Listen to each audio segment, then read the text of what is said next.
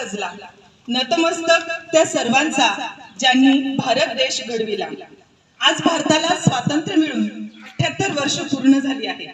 या पवित्र दिवशी स्वातंत्र्य लढ्यात भाग घेतलेल्या स्वातंत्र्य सैनिक, महापुरुष आणि शहीदांच्या स्मृतीला विनम्र अभिवादन करते। स्वातंत्र्य लढ्यात भाग घेतलेल्या सर्व सेनानींच्या त्यागाने आणि शौर्याने हा सोन्याचा दिवस बघायला मिळाल्याने आपण उपकृत होतो। त्यांच्या त्यागावर स्वतंत्र झाल्याचा आपण आनंद घेत आहोत। आजचा 79वा स्वातंत्र्य दिन साजरा करताना आपल्या सर्वांना अतिशय आनंद होत आहे। प्रत्येक भारतीयाला स्फूर्ती देणारा हा दिवस, प्रत्येक भारतीयाला हर्ष उल्हास व्हावा असा हा दिवस, राष्ट्रप्रेम राष्ट्रभक्तीने पुनर्प्रेरित होण्याचा हा दिवस, राष्ट्रीय ऐक्य, एकता आणि अखंडता यांची महती सांगणारा हा दिवस, आपल्या स्वातंत्र्याचे प्रतीक असलेला राष्ट्रध्वज तिरंग्याला आपण सलाम करतो।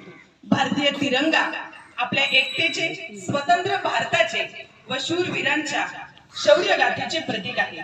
आजच्या औचित्यावर सर्व देशबांधवांनी स्वातंत्र्याचं महत्त्व समजून घेणे आवश्यक आहे। स्वातंत्र्य म्हणजे स्वतःच्या हक्कांची जाणीव असणं आणि त्या हक्कांचे संरक्षण करणे।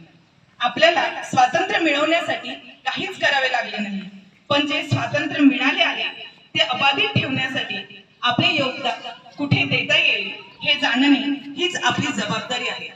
स्वातंत्र्यानंतर भारताने सर्व क्षेत्रामध्ये आपली प्रगती केलेली आहे। यातीलच सन 2025 या वर्षामध्ये इस्रो मोहिमेचे नेतृत्व करणारे शुभांशु शुक्ला हे भारतातील दुसरे अंतराळवीर ठरले आहे। तसेच जॉर्जियातील बटुमी येथे झालेल्या बुद्धिबळ स्पर्धेमध्ये दिव्या देशमुख या महाराष्ट्रीयन कन्येने ग्रँड मास्टर हा किताब मिळवला आहे।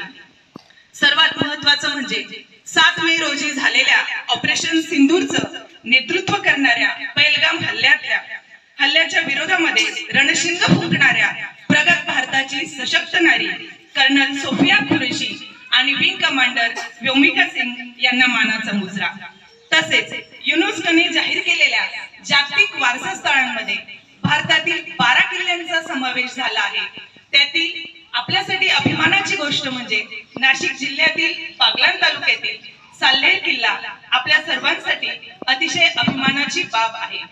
या 79 वर्षाच्या स्वातंत्र्यानंतर आपण आपल्या भारत देशाला यशाच्या उंच शिखरावर पाहणं ही आपल्या सर्वांची नैतिक जबाबदारी आहे।